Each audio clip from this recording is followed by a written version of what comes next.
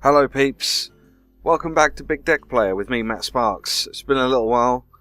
I've been hunting for some decent decks. I have found what is possibly one of the best warrior decks that I have had the pleasure to play for quite a while. Now I've just called this the low cost ranking deck just because it didn't really have a proper title when I found it. I found it on Hearthhead.com, and this is posted by someone who's done lots of decks by the name of Reynad Decks. I'm sure some of you are probably already familiar with some of the stuff that he's done. And I picked this deck mainly because it's only got 3 rare cards. Well, there's 6 in total because they're doubled up, but there's 3 types of rare cards. So it's a pretty cheap deck to make. And it's pretty good at winning. So, and that's the main thing you want to be looking at.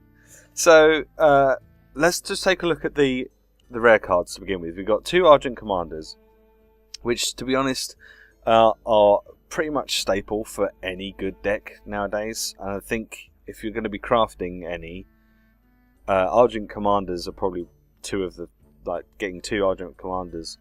Probably one of the first things you should be doing, really, because they're so good and they get used in almost all decks. The other 2 are 2 Frothing Berserkers, which, again, if you're playing a warrior deck, these 2 cards are fantastic.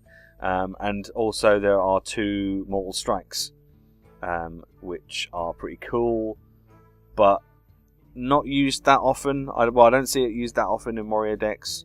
But then warrior decks aren't really flavor of the month, so you don't see many warrior decks anyway. So that's why I kind of wanted to pick out a warrior deck, just because you don't see many of them. Okay, so let's take a look at the rest of the cards. We've got weapons in the form of Fiery War Axe, got 2 of those, and 2 Arcanite Reapers. Pretty standard for warrior decks. And then we've got 2 Argent Squires, 2 Leper Gnomes for early board presence.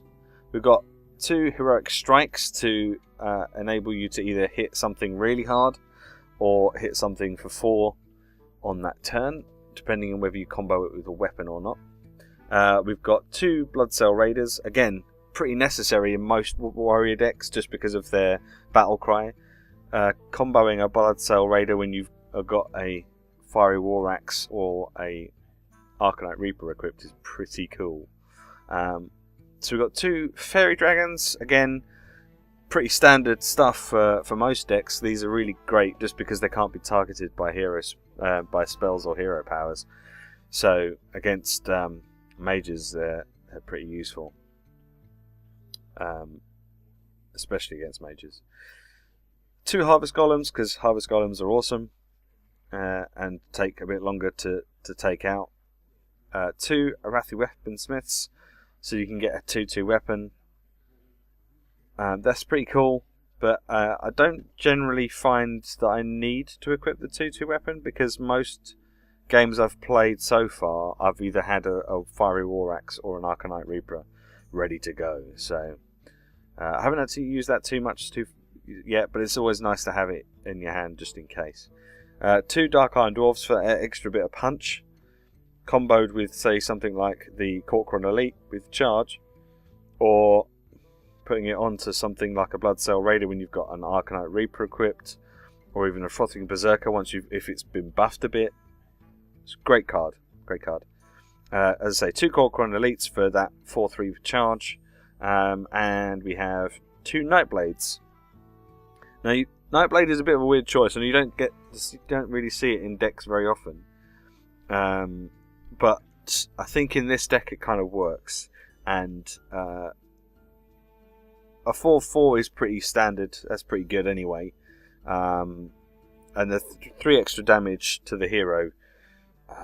Hopefully, by the time you're putting this out, you're in a pretty good position anyway. And it's got that magical 4 attack, which means against priests, it's pretty good. It means it has to trade. So yeah, so that's the deck. That's the listing. let's take a look at it in action. Garrosh versus Rexar. Let the hunt begin. Victory or death! Okay, so we're up against a hunter. I think I'm going to ditch the Mortal Strike for now, but I'm going to keep the rest of this. Mortal Strike's usually better for slightly later in the game. Not ideal, getting a Nightblade, but it'll do. So yeah, we're at rank 11 at the moment, which is pretty high for me. I generally don't play it that often enough to be able to get to a high rank, so... choices, Argent Squire or Leper Gnome.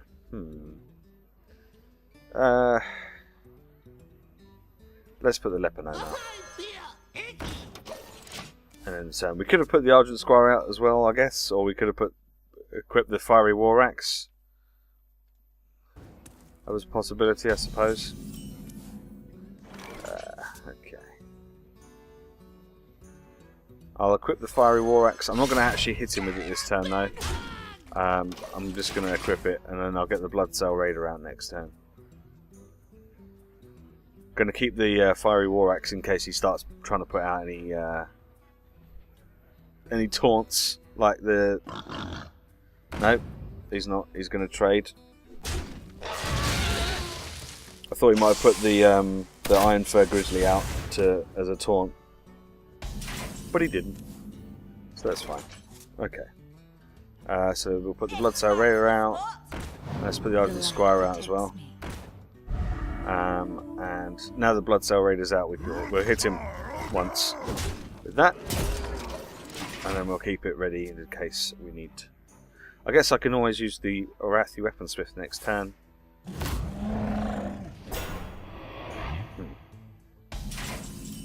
Well, we can get rid of that. We can get rid of that fairly easily. I fight. We'll hit him once with that. We'll hit him once with that. And then we've got 4 mana, so I can get the Arathi Weaponsmith out.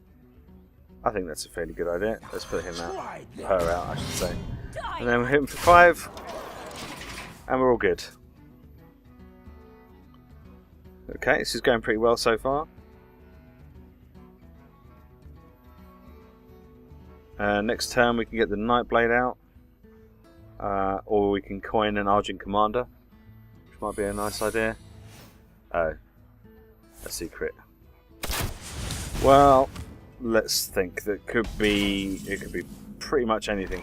I think if I attack with the Argent Squire, if it's an explosive flame trap thing, it'll kill the Argent Squire, but it won't kill the other 2.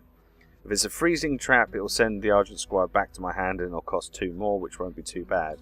Whereas if I attack with either of those 2, that'll bump up the cost quite a lot. If it's a misdirection, it's not going to kill anything. So I think we'll do that first. Yep. Okay, well, if I'd done it with either of the other 2, it would have probably cost quite a lot more. Alright, let's coin. Let's get the Argent Commander out. 4, 3, 5, and 2. Now he's in serious trouble because he's only got 4 health left. So he has to kill at least 2 of my minions. No, he's got to kill all of my minions. Because if he leaves just one of them alive, I'll be able to kill him.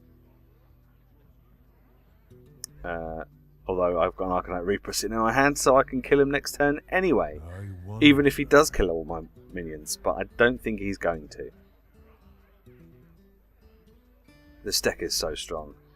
I mean, this is the quickest I've got an opponent down to this much health. I've played a couple of. Yeah, I'm not sure what that's really going to do for you. You've only got 2 mana left. You need to clear my board. And you need to put a taunt up, really. You need to clear my board and put a taunt up. Or do 20 damage to me in 1 turn. Which I don't think is going to happen.